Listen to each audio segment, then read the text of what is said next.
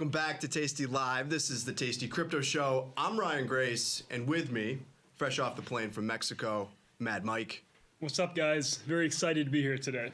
It's nice to see you. You're looking pretty tan for Chicago in the winter. Well, it's the whole Bosch tan, Ryan. It's still sticking, so I got to put a lot of lotion on it every night to keep it from drying off. But right. I'm happy with it so far. Well, thanks for letting me get a peek into your routine. You ready for some action? I am. All right, well, let's do it then. Let's do it. Looking at what's going on just across markets, Mike, we got a little bit of volatility here today. You make anything of it before we jump into the show? Well, I mean, NASDAQ, of course, we had some major earnings out last night. NASDAQ futures, I think, were down 200 this morning, and then the Fed came out. And they said they're going to not be hiking rates until after March at the minimum. So Bummer. That sent NASDAQ down 350, and I don't know, Ryan. When the Fed speaks, I don't know anymore. They have a pretty bad track record. Yeah.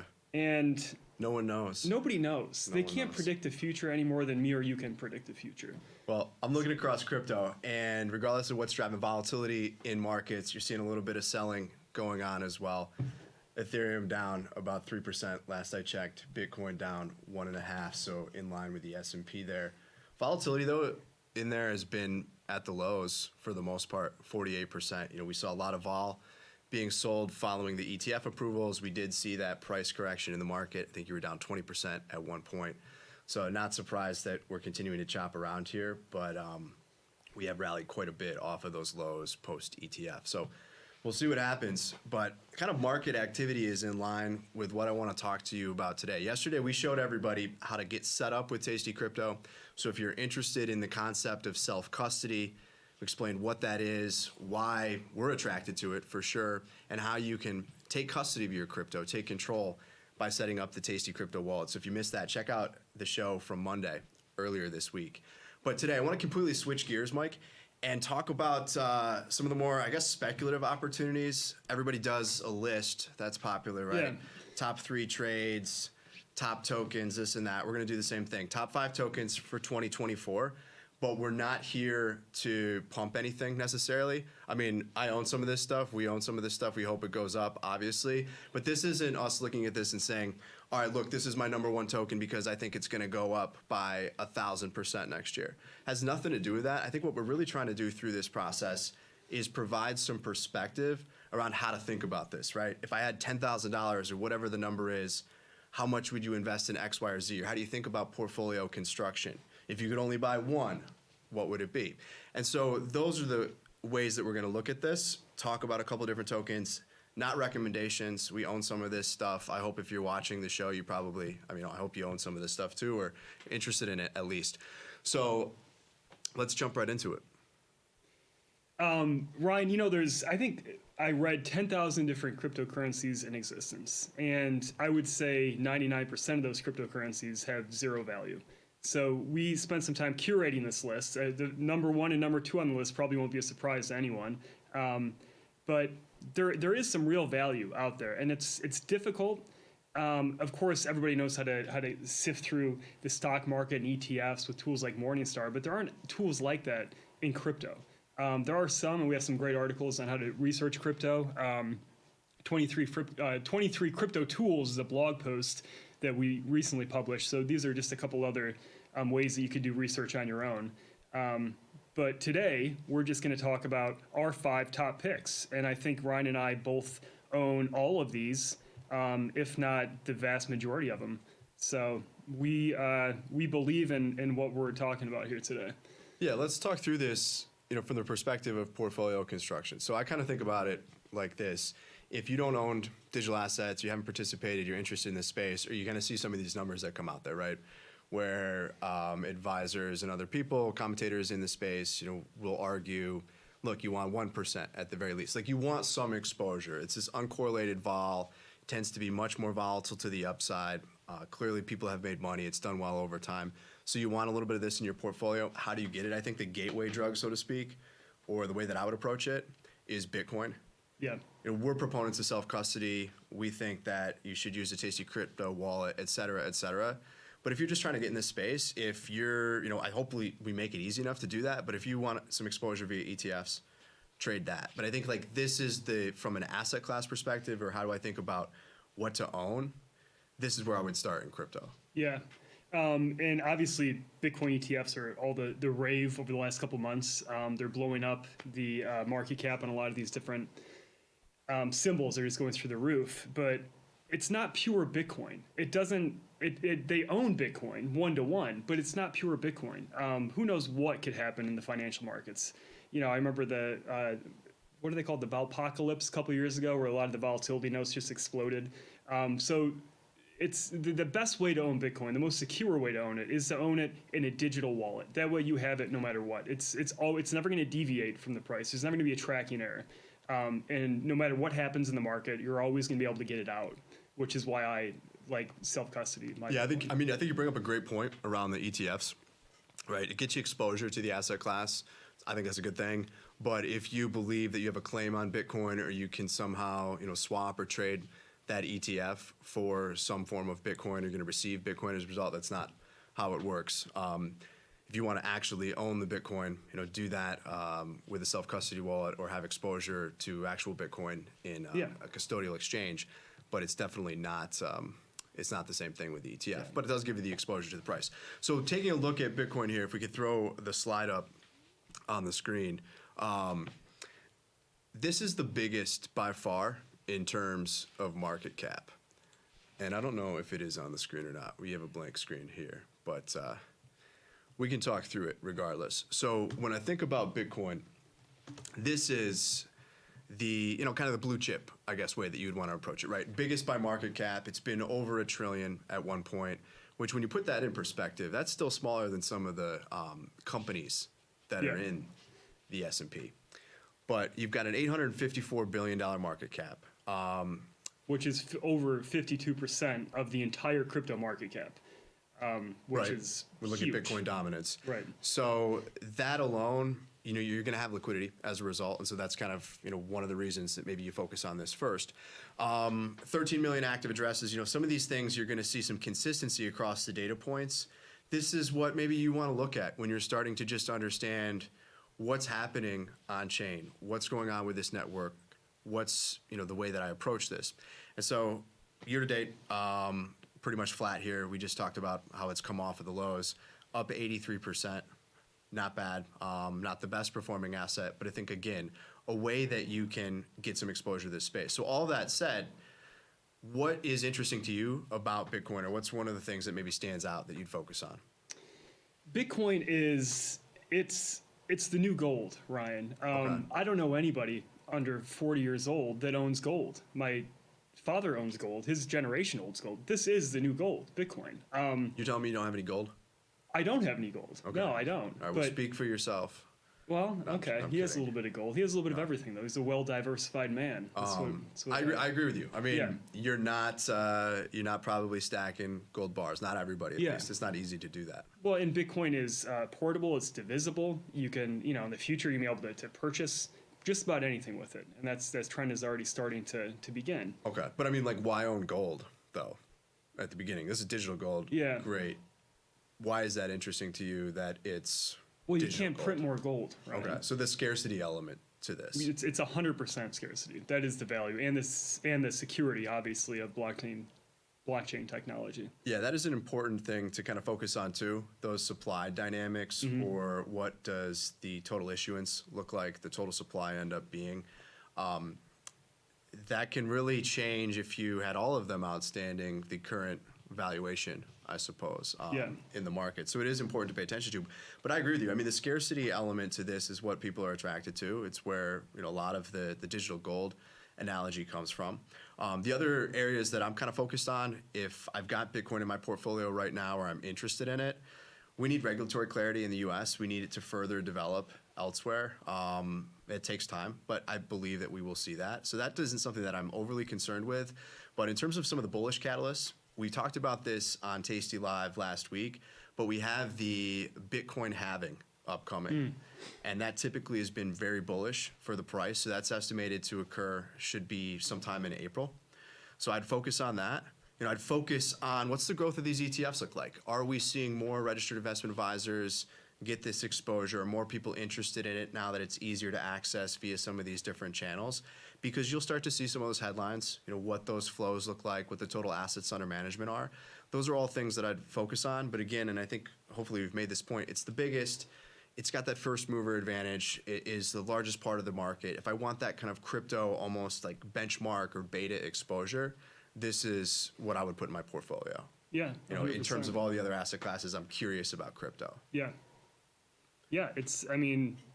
Bitcoin is crypto. It's synonymous. A lot of people can't even differentiate the two. It's a big player, and you have to have it. And you have to have, I would say, if we're talking allocation, at least 50% of your portfolio. And it's also one of the least volatile cryptos in existence, too. Yeah, when you say 50%, you're talking about in terms of how you now think about investing in crypto. Right, of my whole crypto portfolio, okay. 50%. So you want to be, in your view, I guess the term people, it's like overweight, but you want, like most of my portfolio, I'm going to have it in this. Yeah. That's what you're comfortable with, at least. It's going to be different for everybody, but. Yep, of course. I hear you. So you've had a hit. You've got the Bitcoin in the portfolio. What is the next token that you're focused on? Now, I'm bored with Bitcoin, Ryan. It bores me to death, to be honest with you. What excites me is Ethereum, the Ethereum blockchain network. So the difference between Bitcoin and Ethereum is Bitcoin is a store of value. Essentially, that's all it can do. There's a few different, they're working on some other projects so it can compete with on par with Ethereum. They have the ordinals, which you're able to make NFTs. Yeah, there's some developments, some things that are happening. Some things that are happening, but at its core, Bitcoin was designed to be a store of value. And everybody in the Bitcoin community, most of them want it to remain a store of value. So that's what it is. Ethereum is also a store of value, but Ethereum is building all of Web3. If you've ever heard the term Web3, 50% of all applications on Web3, which is a decentralized version of the internet, are built on the back of Ethereum. And that's why I like it. Yeah, we were talking earlier about what Ethereum's business is, or how do you think about it from that perspective, where it's a decentralized database, it's selling space, it's selling security, it's verifying those transactions, and like you're saying, people are building applications on top of it. You can build brand new businesses on top of it, and the more that we see that occur, I think the higher the probability that there's more value in the underlying token itself or the cryptocurrency that's used for those interactions to occur, for those businesses to run on chain. And so I think it's a big macro trade in that sense. And yes, there are going to be things that wildly outperform it at various times, right? We do see much more volatile moves in a lot of other tokens. These tokens will lag and lead one another at times. It's all somewhat cyclical. But I think if I'm looking at what do I want to own at this stage, I definitely want to own Ethereum. Owning Ethereum is like sort of owning the internet in a way, because again, all these different thousands of applications. We're going to talk about a couple of them through the ETF we're going to get into later. Yeah, I think. But they're all built on this. So Ethereum can be thought of as the internet of blockchains in a way, and everything runs on Ethereum, just as different websites and applications run on the internet. So. And you can actually invest in this version of the internet, which is exciting. Yeah, it's and you'll see this across the space, but you can invest in the protocols in a way where people talk about how you couldn't invest in email, so to speak. Companies obviously that sit on top of that and are very valuable, but you couldn't invest in email itself. In some ways, you can think about this as you're actually able to invest in the network, in the protocol. Yeah. And so, I think that's an interesting trade at this stage. As we've talked about, a lot of this I think is just simply driven by liquidity, but that benefits asset prices, that benefits Bitcoin.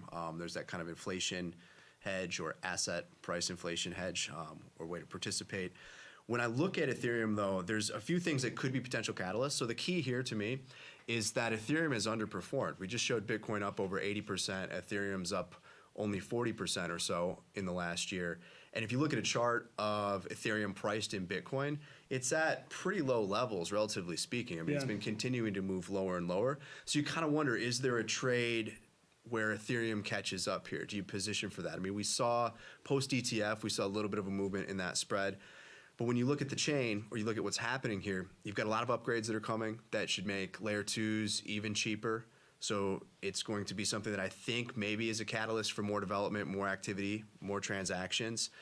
You have the fact that as people learn about this, and it's still so early, I think, given the conversations that we have, but this is proof of stake. you can participate in the security, in the validation, generate rewards in Ethereum. So there's the embedded kind of yield, right? That's right, which you don't get with Bitcoin. That's a great point. So that's an extra, 4 to 6% because it's in constant flux, but it's a nice yield you can get. You have the underlying currency risk. Don't get me wrong. Right. These things could get cut in half. They're very volatile. We get that. As they mature, they seemingly are less volatile. But you do generate a yield. So if you want the currency risk, right? I'm bullish on Bitcoin. Staking it, there are risks associated with that. But there are ways that you can, through that process, then generate more Ethereum, right? It's kind of like another way to, in a sense, express the bullish view or continue to express it with some yield. And we've talked, a little bit about what is this in the business and where does this value come from. We talked a little bit about that with the virtual machine, but also, this could be the next ETF approval. We know that they've been filed, so. Yeah, I know we've talked about the Bitcoin Ether trade for a while, Ryan, and I think even 6 months ago, like I was very bullish on Bitcoin over Ethereum just because it was in the limelight. And if you remember last year, Ethereum vastly outperformed Bitcoin because it was in the limelight because of its transition to proof of stake and the different upgrades that were going on with that network. And I think with the potential Ethereum ETFs on the horizon, there's a good chance that those will get approved. And with the upgrades coming, I think this year will be the year of Ethereum in relation to Bitcoin. Yeah, we'll see. I mean, I think when I look at kind of the price action recently and what we've seen in the market, in my opinion, it's tough to argue that some sort of ETF approval is priced in. Yeah. These things are going to take time, obviously, but there's some catalysts on the horizon. So when I look past Bitcoin, Ethereum, we own some of that. I mean, personally, I think my portfolio is probably 80% Bitcoin and Ethereum. I don't know if that's the right structure. Again, that's not a recommendation. 80% Bitcoin, huh? What I've done. No, just Bitcoin and Ethereum combined. Oh, I don't know what the exact breakdown is, but like those are the things that I own the most of. Maybe just because that's what I own first, because that's what you typically, when you learn about this or when it came into existence, whatever the reason is, it's just what I've had a lot of. I'm actually overweight on Ethereum by quite a bit. Okay. And I used to always Bitcoin was always probably 70% of my portfolio. Now I'd say Bitcoin is probably 25, Ethereum is 50, and the rest are some other choice projects, one of which we're going to get into in a little bit here. Yeah, and I think that's the key theme, though, is you have some stuff that you feel comfortable with, and then you have a little bit left over that maybe it's more speculative in nature, capital that you're going to put to a higher degree of risk, I suppose. Solana is another one that I think I kind of put these three together: Bitcoin, Ethereum, and Solana. Solana much more. Or similar, much more like Ethereum here. But just looking at this, market cap of 44 billion, so much smaller in terms of market cap compared to Bitcoin and Ethereum, but a lot of activity on chain. A lot is happening here. There's a ton of development. You've got 11 million monthly active users. We've just seen that that's in line with Ethereum. This has been ripping. It was almost left for dead. This was $9 a share, close to it. This has gone from 9 to over 100 in less than a year. Is that right? And it was a couple hundred prior to that. So, you live through these cycles. It's, again, very volatile. I think it's a lot of fun. But up 287%. I don't know if it goes down 50% from here or it goes from 100 to 300. I have no idea. But I think what's happening on chain is interesting. Compressed NFTs. People figure out use cases for these things. I think brands will embrace NFT marketing. But with compressed NFTs, you're able to just mint a ton of NFTs for very little cost. Fire Dancer, something that people are aware of in the space, where jump trading is behind this, working on getting this network to where you could do almost 1 million transactions per second from 65, maybe millions ambitious, but this is a much higher throughput chain, so maybe different utility, different activity that can be derived from it versus something like Ethereum. I want to have this in my portfolio as well. At least some exposure. Personally, I do. But number 4, as we move on, I'm curious to get your thoughts on this. Arbitrum. Arbitrum is a level 2 network that was built on top of the Ethereum mainnet. So atop the Ethereum mainnet. So Ryan, when you send a trade through Ethereum to get executed, the fees are quite high and it takes a long time to process that order. But Arbitrum is a level 2. It's fully compatible with Ethereum, meaning it can deploy their smart contracts on Arbitrum without major modifications. And they're able to they use something called roll-ups. So they're able to kind of put a bunch of transactions together and kind of do it off-chain or on-chain, but on a separate chain. And then once they have all those transactions bundled and ready to go, they can just send them to the Ethereum mainnet in one transaction. So if I'm buying Ethereum, if you're buying Ethereum, and 50 other people, we would all have to pay gas fees. But they're able to kind of conglomerate all those together and process them in a much more cost-efficient way. And why I like Arbitrum is it's not in competition with Ethereum.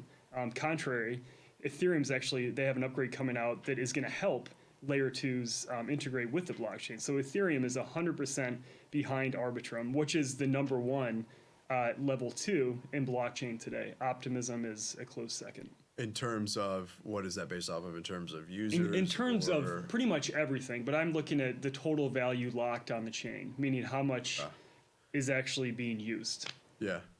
In decentralized finance. And again, Arbitrum is widely associated with decentralized finance. Okay. When I do own Arbitrum, I own a handful of L2s, but when I look at this, I kind of think of this as a way to express a view, which is that you're going to see a rise in L2s.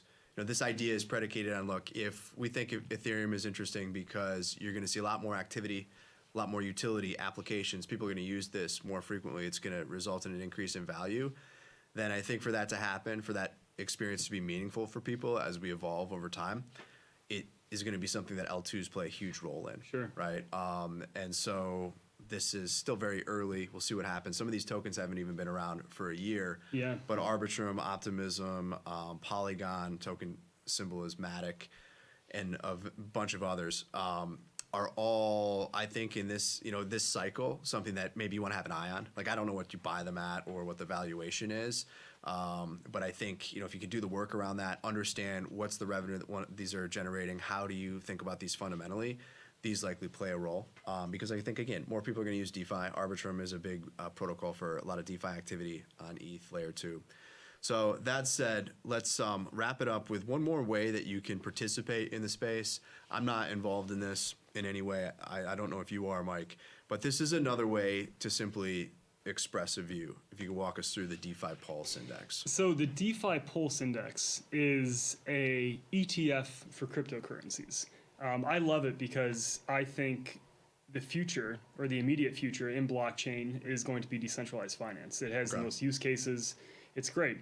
And instead of going out and buying the top 10 coins in decentralized finance, you could buy this one token, which is DPI, and it gives you access to the top 10, and it's market weighted. So, for example, Lido, which is the largest protocol in existence, it's a staking protocol.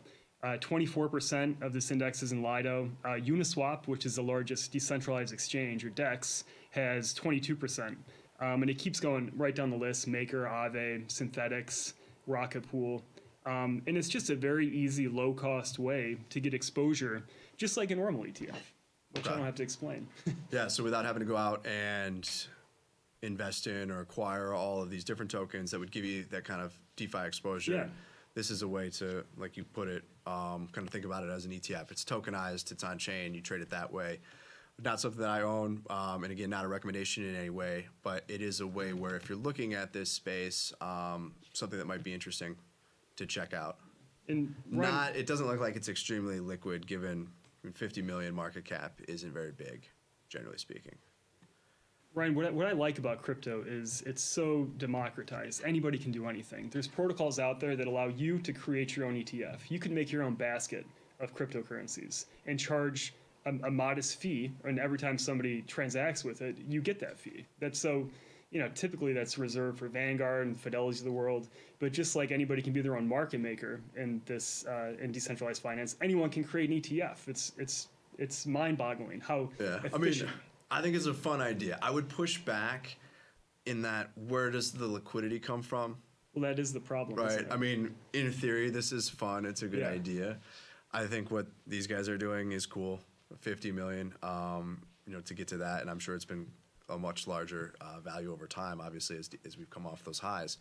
But yeah, I just don't know how scalable is that? Well, the technology is really interesting. It's just like any other thing, just like with all the Bitcoin ETFs coming out, you have to market it. It's not just you create it and it's a gimme and it's done. You probably pay somebody to act as, not a market maker, but to provide liquidity. But it's accessible. You can, in theory, do these things. Yeah, it is an interesting way to structure trades where you have these multiple exposures all at once. And I suppose if you can always switch that strategy up, there's something to it. So we'll keep Yeah. an eye on that. But that's another way to get some exposure. And I think all of this, again, I mean, it's not something where we're saying, look, you got to have these tokens. Just this is how I think about some of this stuff, starting with the bigger market cap tokens, the ones people are talking about. When you look at maybe what's happening on chain with DeFi or what's happening with layer twos and scaling solutions, obviously that's part of the conversation. So these are some of the ways that you can maybe kind of go a little bit deeper into this space. But Bitcoin, to me, still is kind of where I would start. Yeah, you got to have Bitcoin.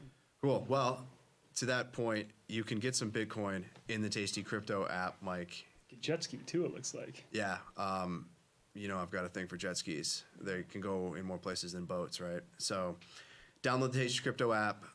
We've got it for both the browser extension and on iOS and Android. So check it out. There's a lot of different ways that you can either buy crypto through tastytrade and transfer it over. Go check out the tastytrade site for the rates there. If you have a PayPal account, you can acquire it that way, transact, but you need the wallet, and it'll put you in control of your crypto. Self-custody, my friend. You can download it in a minute and play with it and look around without having to put one penny in it. Anybody can do it. There you go. Free, Anybody can do it, Ryan. free to get to access the chain. Free to access the chain. All right, we'll leave it at that, and that will be our show for the week. We'll be back next Monday, and I've got more special guests coming to the Tasty Crypto show.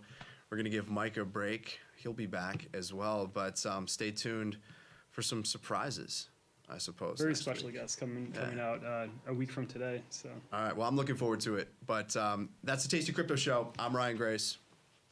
I'm Mad Mike. Thanks for watching.